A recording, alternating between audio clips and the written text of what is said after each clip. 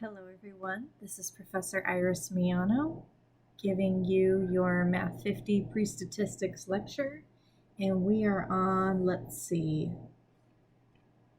20, 21, 22, 23, 24.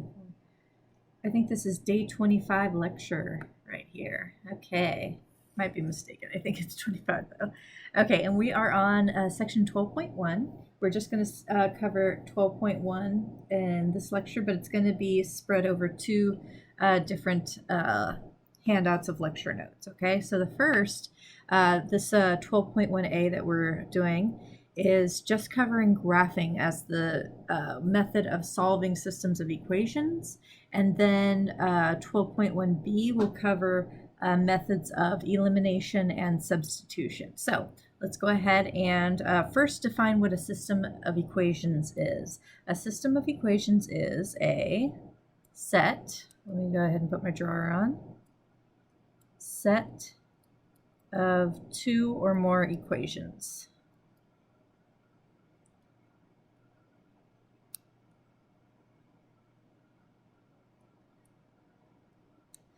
And the two bullet points that I want to put here is that it could have one solution or infinitely many solutions.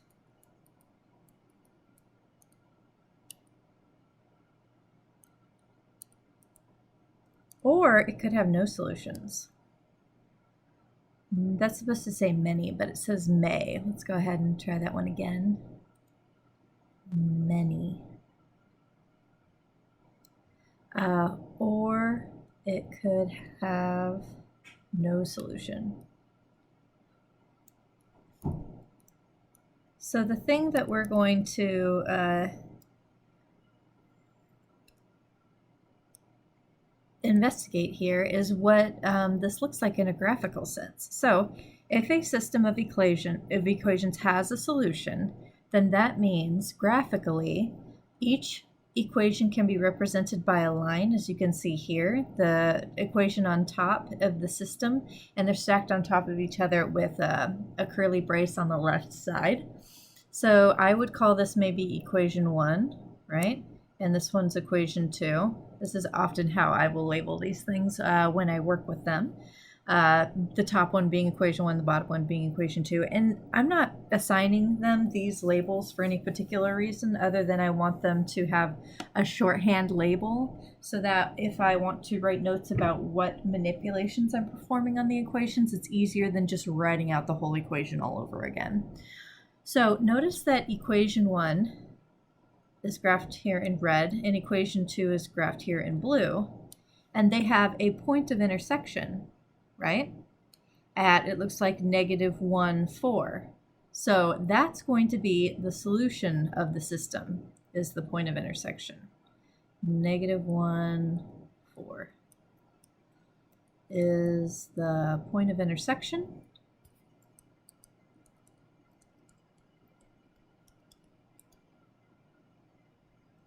Which is the point of solution, or which is the solution, you could say.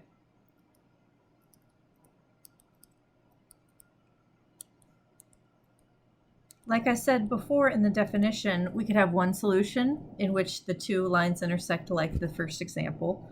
You could also have infinitely many solutions, and that arises when the two equations in your system are actually equivalent to each other. So like, for instance, if you were given one equation and it was solved for y and the other equation wasn't, but you found that the solution set had infinitely many solutions, then that means one equation could be manipulated so that it looks exactly like the other one. So they're equivalent to each other, and they might not look like it offhandedly, but you could, yeah, through some algebraic manipulation, show that they're the same. Also, the last case is going to be that there's no solution. We'll see an example of that as well, and that's when the two lines in question, the two equations, are representing parallel lines. Parallel lines, as you may know, by definition can never intersect. And if we have lines that can never intersect, well, then they can never have a solution. And in that case, it would be deemed a system with no solution.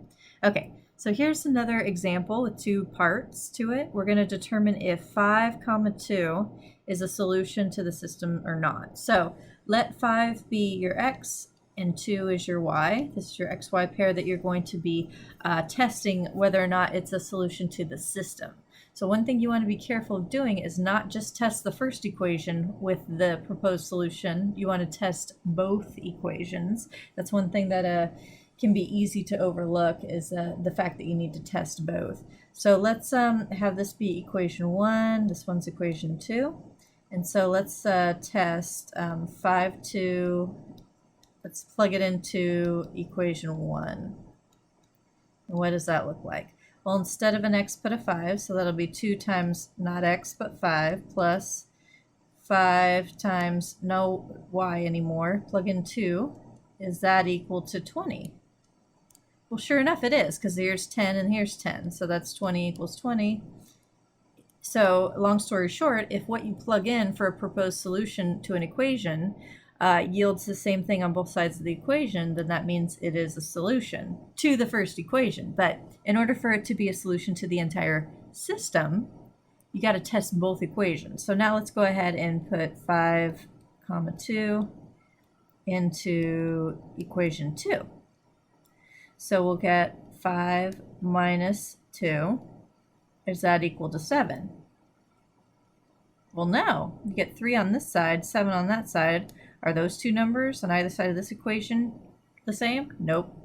So we would say 5, 2 is not a solution to the system. Doesn't matter that it worked for the first equation. You're not going to say it's a half solution or anything nonsensical like that. You're going to say it's not a solution if it does not work out for either of the equations in the system. Okay, let's go ahead and test this same point, 5, 2, to the second system here. So here again is equation 1, equation 2 of this new system, and go ahead and plug in 5 for x, 2 for y. Okay, and we're going to ask ourselves, is 3 times 5 minus 2 equal to 13? We'll use the order of operations, so it'll be 15 minus 2 here. And sure enough, that is equal to 13 on the left-hand side. So, yep, it's a solution to the first equation. Cool, let's test the second equation. So this is, sorry, let me label it the way I did for the first example. Here was me plugging 5, 2 into equation 1. Here's 5, 2 into equation 2. 2 times 5 plus 2. Is that equal to 12? Question mark. Well, sure, because this is 10 plus 2. And that does equal 12. So since the ordered pair that we plugged in worked for both equations, satisfying both, we say, for this instance, 5, 2 is a solution to the system.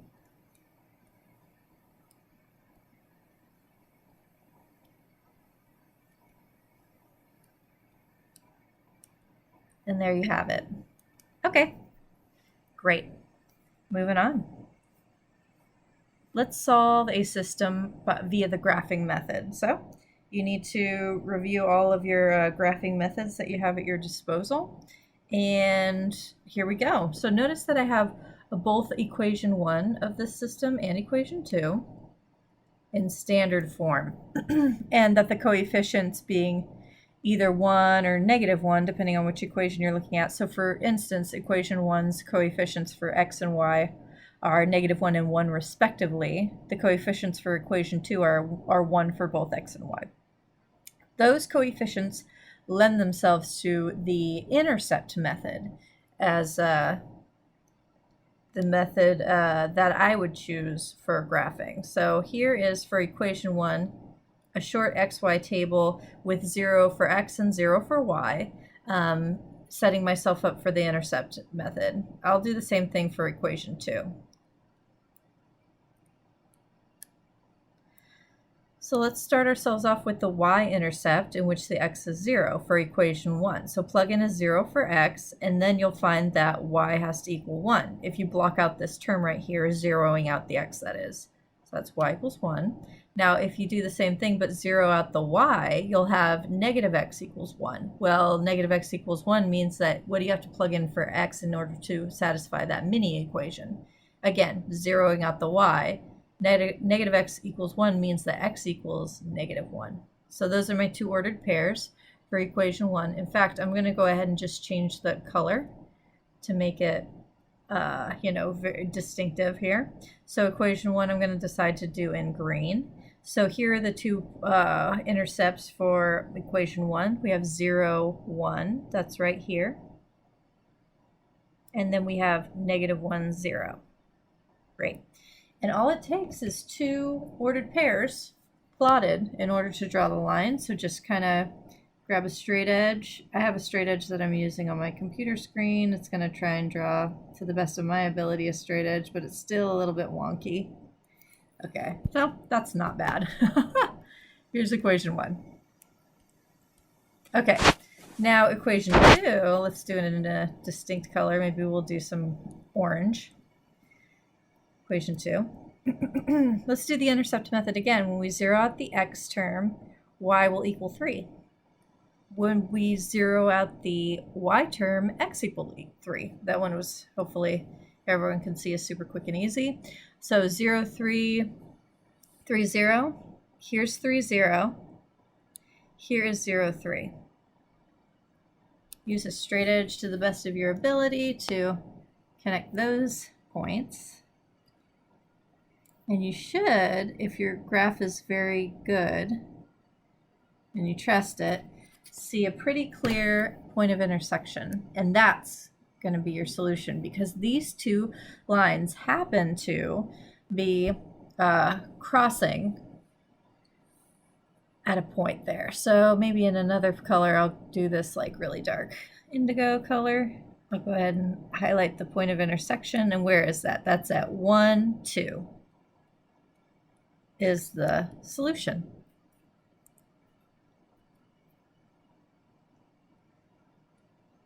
Right there.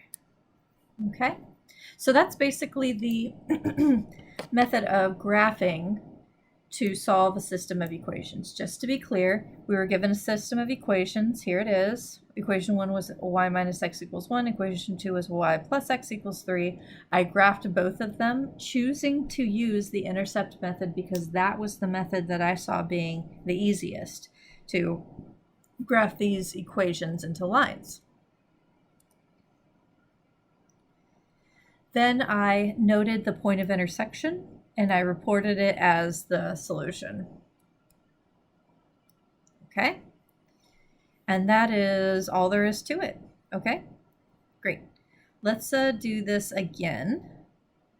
And I see another instance in which using the intercept method would be really great, because you may notice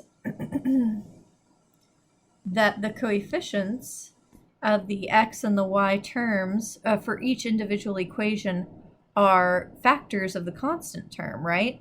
3 and 2, even negative 2, are factors of 6. 12 and 8 are both factors of 24. This makes them great candidates in order to use the, what's it called? The intercept method. So I'm going to go ahead and do that. Here's equation 1's intercept method set up. I make a short xy table in which there's a 0 for x and a 0 for y. So the 0 for x row gives me the y-intercept. So I just have to plug in a 0 for x here and then determine what y value solves the subsequent equation once the x term is zeroed out. So pretend that this term isn't here at all. And so the equation would then read 3y equals 6, right? Okay, well then in order to satisfy that mini equation, y would equal 2. Okay, do the same thing but zero out the y this time. So this term is now zeroed out and I have negative 2x equals 6. The x value that satisfies that mini equation is negative 3. So there are my ordered pairs. 0, 2, which is here, and negative 3, 0. Negative 3, 0. Right there. Okay, and I'm going to connect those dots. And that's going to be the line that represents equation 1.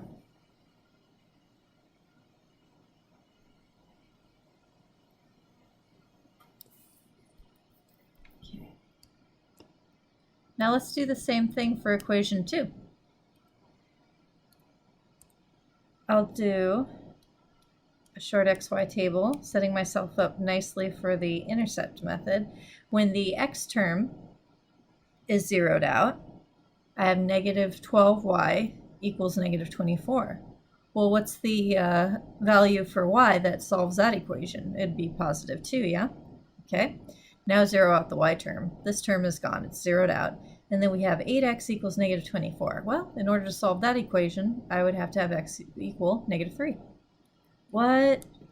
Deja vu, right? We just did this. Huh. So what does that mean? That means that equation 2's line is going to have the same x and y intercept, which means it's going to be the same line.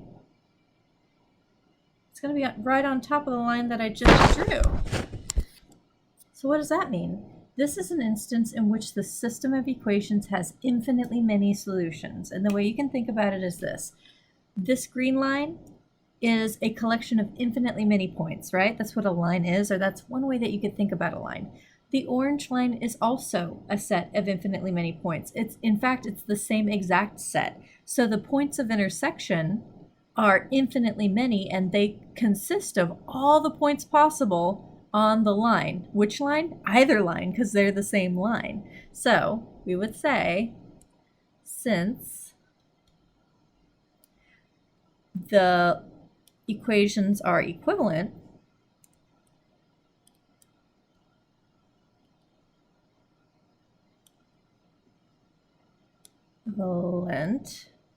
there are infinitely many solutions.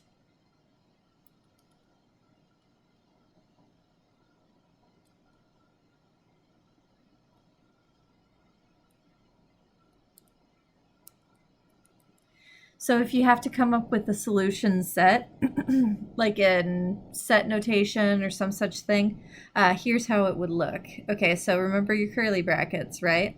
And you're trying to express all points x, comma, y, such that, and then pick either one of the equations, because you want the x and y pairs to be governed by either equation 1, which is 3x minus 2y equals 6, in the curly bracket, or you can pick to, choose the second equation, which is perfectly fine. I usually just pick whichever one is on top. So if they need the solution set, if you're working on an exercise and they ask for the solution set and set notation, this is what it looks like. If they're just asking how many solutions there are infinitely many, so on and so forth. Okay, great. As you work on homework and it becomes evident, like what the questions are asking you, and you have questions about how to answer them effectively, we could certainly talk about that in class. Okay. All right, let's do this another time in which we have this other system, and I'll go ahead and start with orange for equation 1, and we'll do equation 2 in green. For no particular reason, I just like to use 2 different colors, and I've already used orange and green. Cool. So the first thing that we need to do is, we could, well, I see both of these equations in slope-intercept form, so I'm going to use the slope-intercept method in order to graph them. So it's a little bit of a different method than I've used in examples 1 and 2 here. And let's see, I want to erase this because I'm going to use a different method. Okay, so here for equation 1, here's the intercept method, or slope-intercept method rather. You start by graphing the y-intercept, which is at -2. And how do I know that? Well, my b value, or the constant term of the equation, since it's in slope-intercept form, y equals mx plus b, right? The b value is at -2, and the slope is -3, right? But, you should always think about the slope, if you're going to use it to move to another point, as rise over run. So that could be either -3 over 1, or it could be 3 over -1. Now, what's the difference?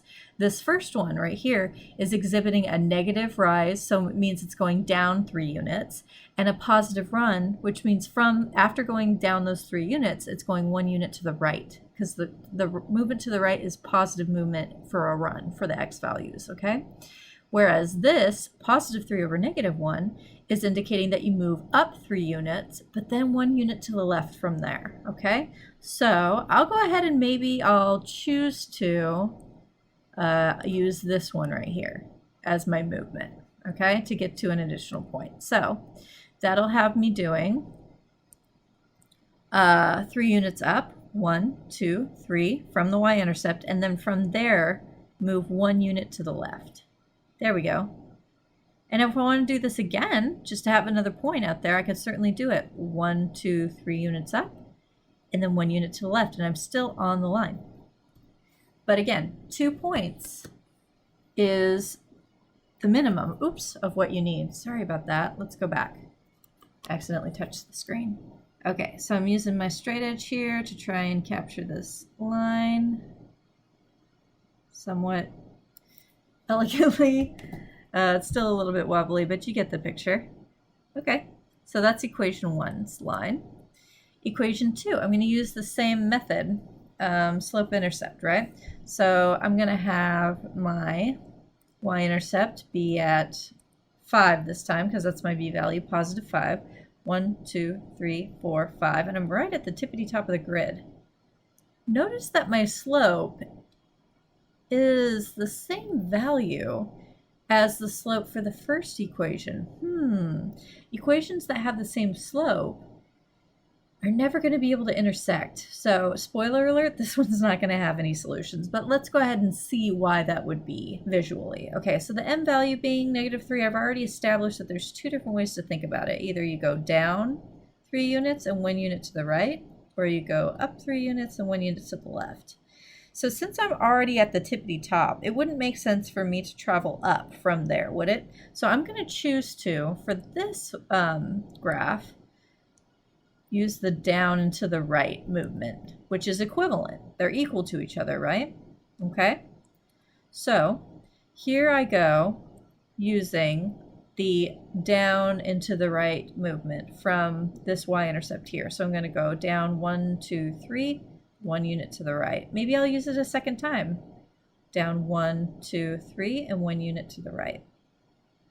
And as you can see, the graph that I'm going to draw the line that's in green, it is indeed parallel to the orange line. Parallel lines, by definition, are lines that will never intersect. And we have lines in the system of equations that we're working with that will never intersect. Well, then they can never have a solution. So let's go ahead and make a conclusion here. These lines having the same slope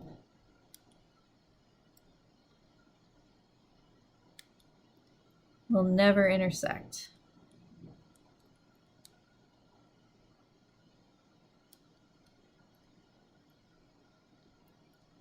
Therefore, no solution.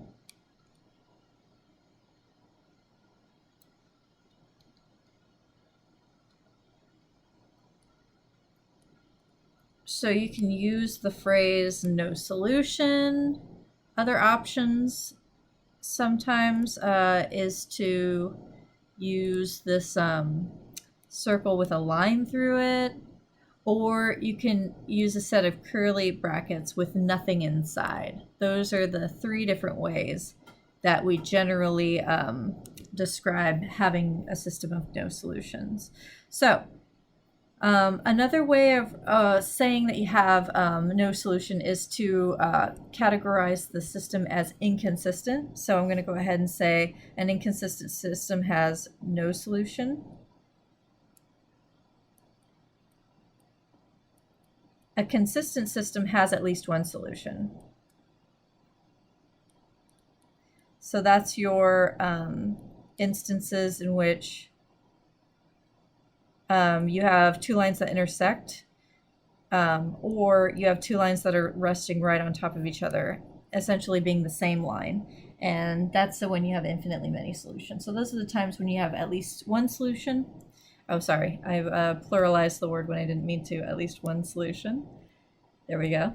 And yeah, so that'll be consistent. Either one or infinitely many solutions are consistent systems. Inconsistent systems have no solution at all. Okay, great. So that is an introduction of systems of equations with the graphing method. Let's go ahead and switch gears on over to 12.1b immediately and talk about solving systems by the two other methods, which are substitution, the first one we're going to talk about, and then also elimination. Okay, so the guidelines for this are to solve for one variable in either equation. Oops, let me get my drawer out.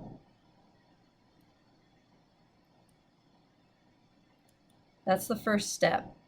Which variable? Whichever one you see easiest to solve for, and it doesn't matter, either x or y. So we're going to entertain some examples, and I'm going to show you, based on my experience, what I think for specific examples would be the best choice for which variable to solve for. And then you're going to plug the variable from above into the other equation. And this is an important step, and sometimes people can accidentally do this incorrectly, in which they plug their solved equation back into itself, the original version of it, and then you get this circular reasoning where you get, 0 equals 0, and then you might erroneously conclude that you have infinitely many solutions. So make sure you plug that variable from above into the other equation. Very, very important. Solve the equation, okay? And then you substitute that value from step 3 into either equation of the system to find the second variable.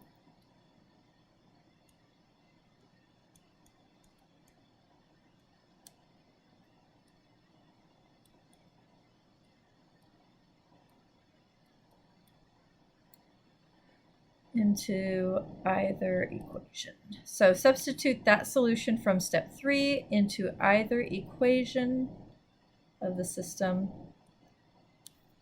to find the second variable. Okay, let's go ahead and implement this method.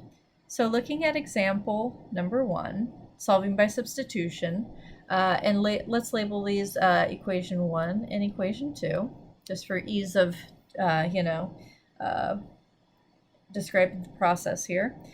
I would choose to take equation 1 and solve it for y. Now, why would I do that? Because I think it would be easier than trying to solve equation 2 for either x or y. Y is already, 2y anyway, is already separated from everything else on one side of the equation. So that's what I'm going to do. So I'm going to solve equation 1 for y, which will be the same as, so I'm just going to rewrite equation 1 here, and I'm going to divide both sides by 2. So the 2's will cancel there, and I'll be left with y. And we will need to split the numerator here, so this will be x over 2 minus 2 over 2. And let's simplify this a little bit. Maybe let this x over 2 have a 1/2 coefficient, and then 2 over 2 is just a 1. Okay, so now we have 1 equals 1/2 x minus 1. Cool. Let's go ahead and plug that into, so plug, this is still equation 1, right? It's just modified slightly. So plug this 1 into 2. And we'll have 4x minus 5, not y anymore. We're going to plug in 1/2 x minus 1 in for y of equation 2.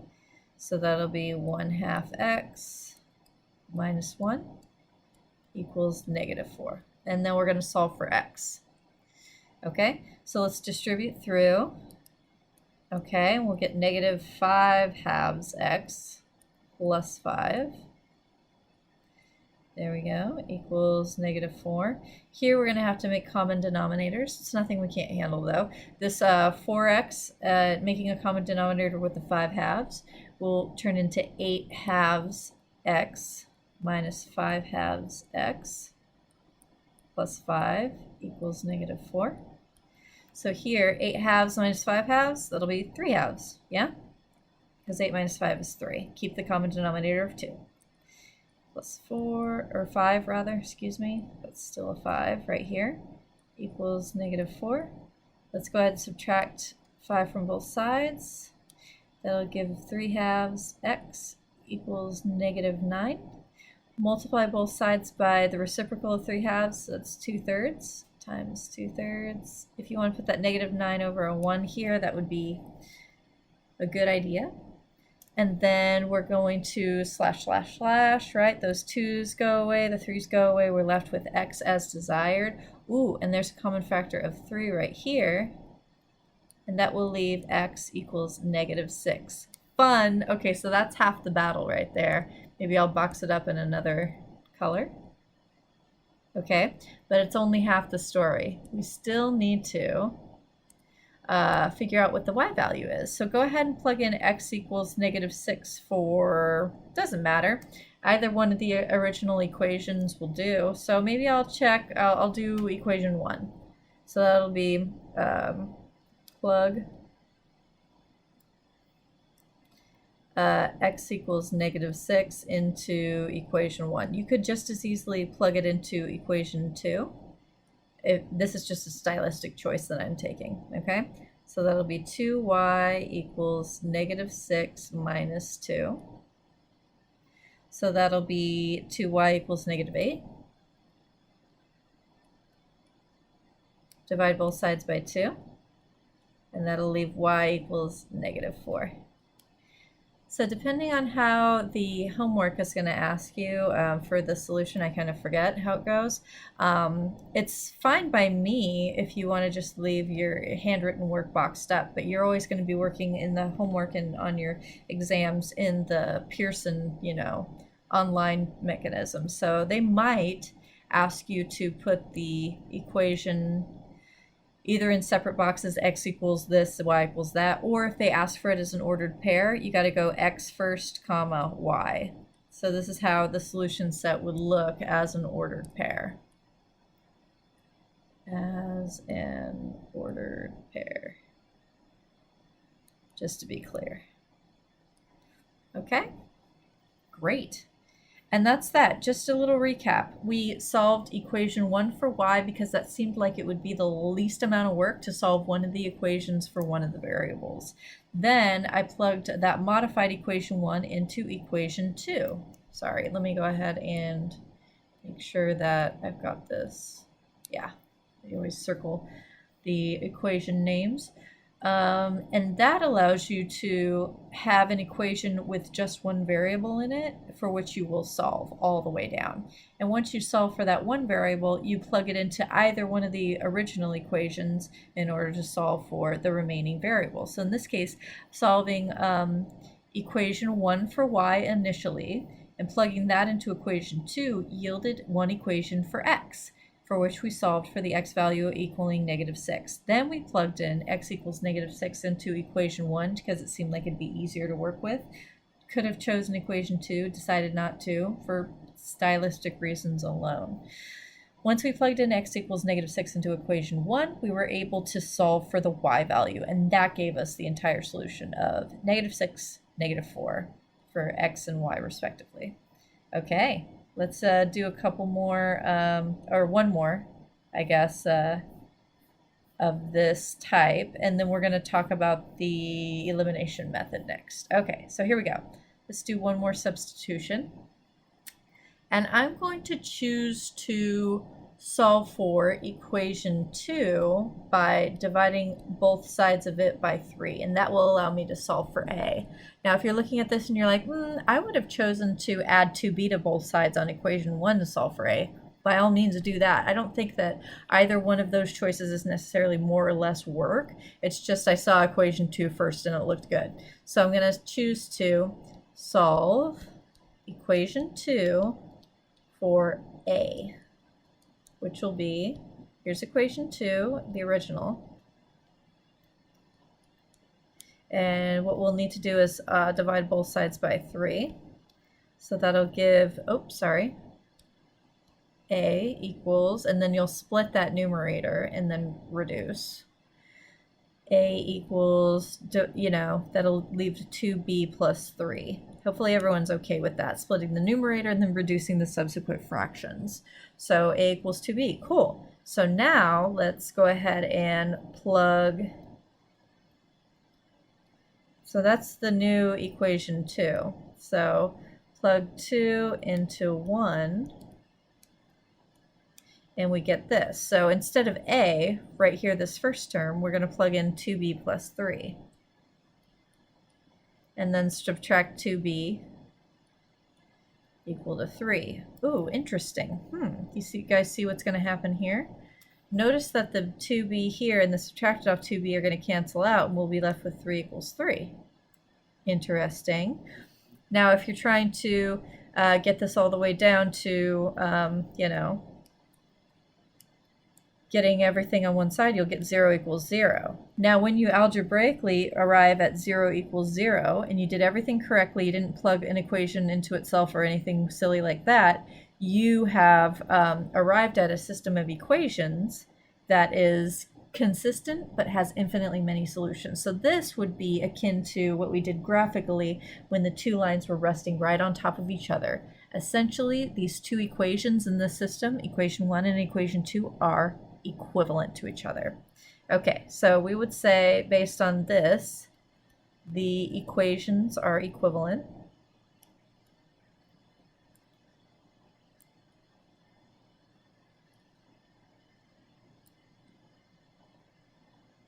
Therefore, there are infinitely many solutions.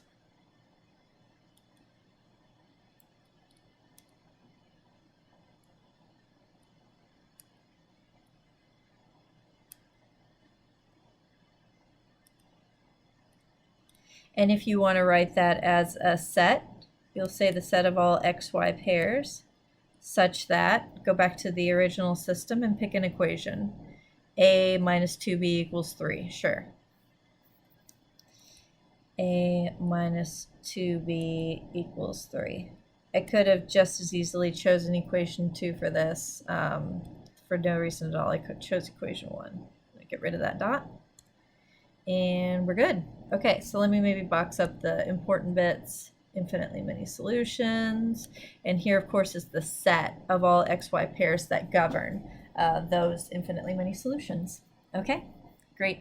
Let's go ahead and dive into this other method, and then we'll be done with this video. Okay, so solving by elimination is a completely different method for finding the system of equations solution if it exists. And the guidelines are as follows. Number 1, you want to align the like terms vertically. So I'm going to put the word like in here, like terms. So let the x's be lined up, the y's be lined up if those are the variables in your system. The previous example had a's and b's, so it might be different than your standard x and y. Just make sure that like terms are lined up, and then the constant term should be on the other side of the equation if it's standard. If it's non-standard, you might have the constant terms mixed up with either x or y terms. In which case, you'll just want to make sure you line up like terms, okay? So yeah, that works no matter how the equations are given to you. Pick a variable to eliminate. Okay, so when you pick, let's say you pick the x variable to eliminate, the coefficients for the x term should be opposites.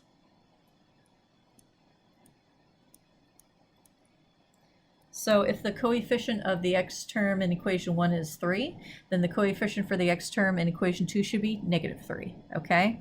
So in order to achieve this, you may need to use multiplication property of equality, which I acronym and shorten up to MPO, okay? Then you'll add the equations together and solve. And you might need to use multiplication property of equality to both or just one of the equations. So I say use MPO on both or just one equation.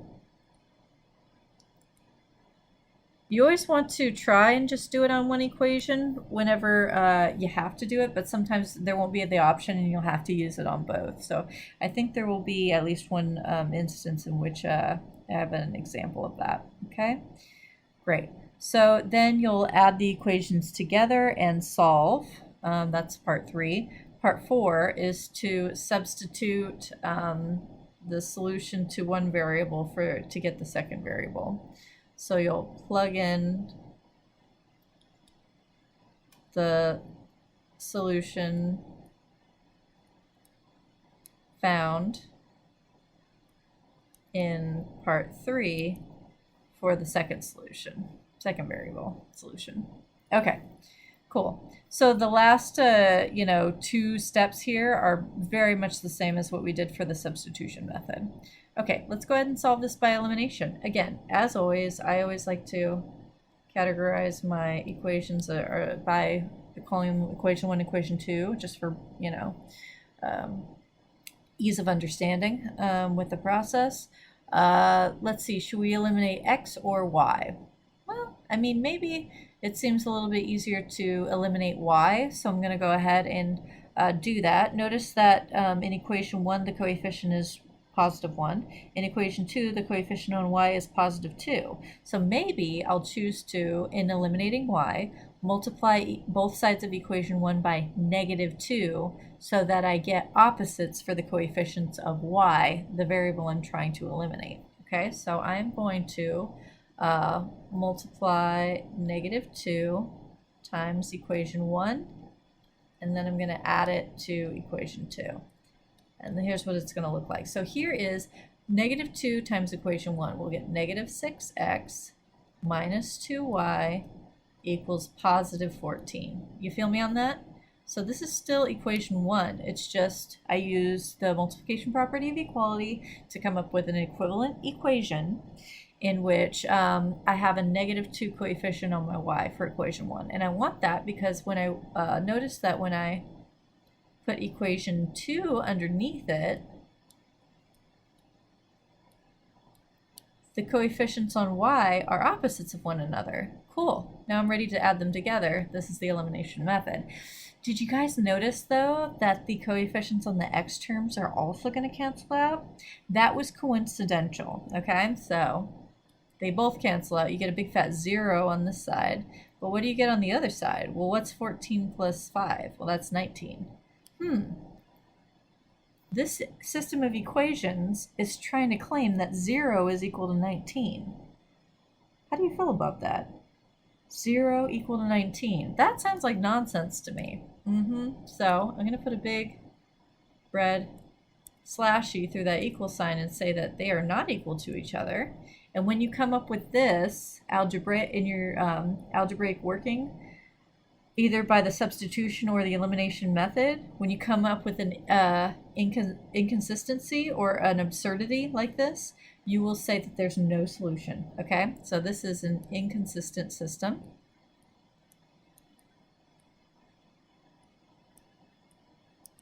It's inconsistent because in the process of trying to come up with the solution algebraically, I came up with an inconsistency. So it's an inconsistent system, therefore no solution.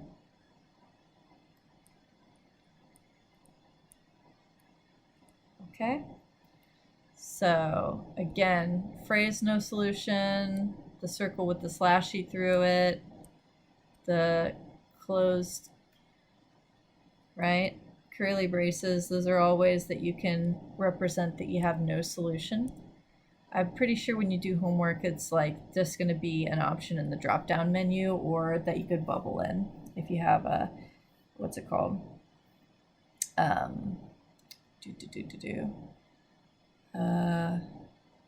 Sorry, my mind's drawing a blank. When you're asked to solve systems of equations by this method. Okay, we have, it looks like, one more example of this. Okay, so here's a new system. Let's again use the elimination method. Here's equation 1, here's equation 2. Okay, so looking at the coefficients of both the x terms and the y terms for both equations, I don't see a way to just multiply one equation by some number in order to get those opposites going. However, I do notice that for the y terms, at least they have opposite signs going. So I think what I'm going to choose to do is multiply equation 1 by 2, both sides, of course, and I'm going to multiply both sides of equation 2 by 5. And that way, I will get negative 10y in the first equation and positive 10y in the second equation, thereby making opposite terms in the process of eliminating the y. Okay, so I'm going to choose to eliminate y, multiply, what did I say again? 2 times equation 1. So that's supposed to be a raised dot, and add that to 5 times equation 2. And what does that look like?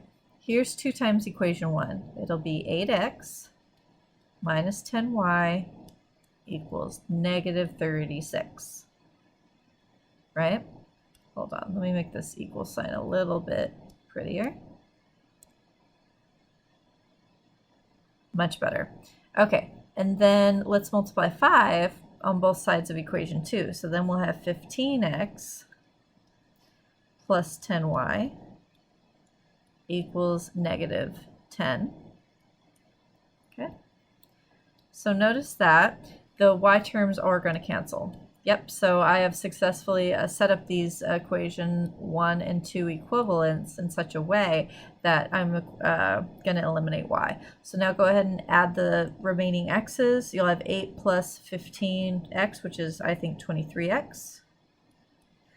And that's going to be equal to, what's negative 36 added to negative 10? Well, that's negative 46, which just so happens to be the negative double of 23, right? So if we divide both sides by 23, I believe we will get x equals negative 2. This will reduce to negative 2 over 1, okay? So cool, x equals negative 2. Go ahead and now plug this into either equation 1 or equation 2. I think equation 2 might be a little bit easier to work with. The numbers seem to be smaller. So now plug negative 2 for x into equation 2. And that'll give 3 times negative 2 plus 2y equals negative 2. So that'll give me negative 6 plus 2y equals negative 2. Let's add 6 to both sides. 2y therefore equals 4. Divide both sides by 2.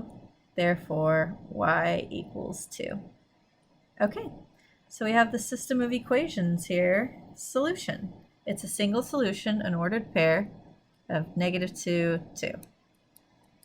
So go ahead and box up all the options. If they want your answer as an ordered pair, you would do it at the x value first, then the y value separated by a comma between some parentheses. If they ask you for the 2 values individually, you could say x equals negative 2, y equals 2.